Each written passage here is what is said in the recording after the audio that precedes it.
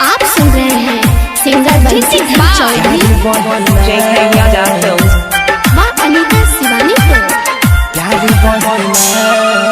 जल्दी से गाड़ी धकियावा हमर भैया,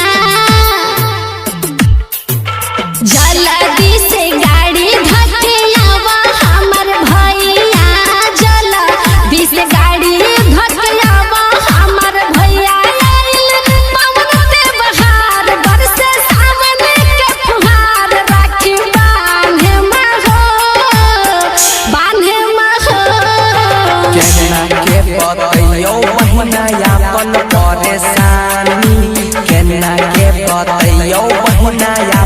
परेशानी छौ मालिक बा कसाई हमरा आवे छोड़वाई बताइया हो रे प्यारी बहिना। जल्दी से गाड़ी धकियावा हमर भैया, जल्दी से गाड़ी। प्यारी बहिना प्यारी बहिना। आप सुन रहे हैं सिंगर बंसीधर चौधरी व अनीता शिवानी को।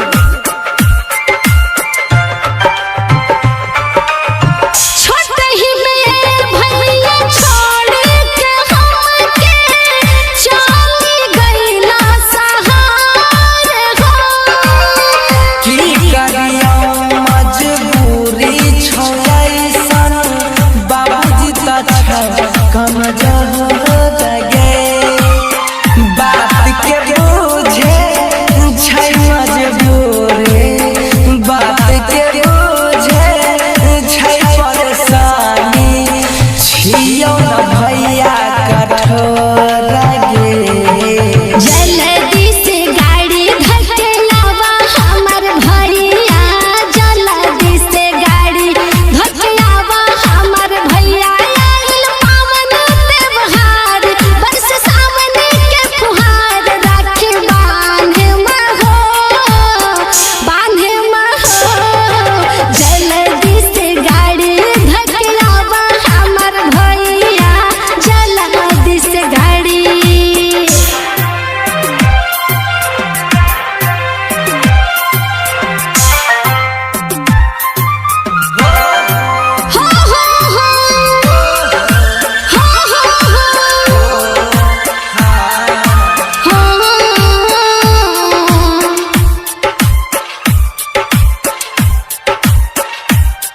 आप सुन रहे हैं सिंगर बंसीधर चौधरी व अनीता शिवानी को।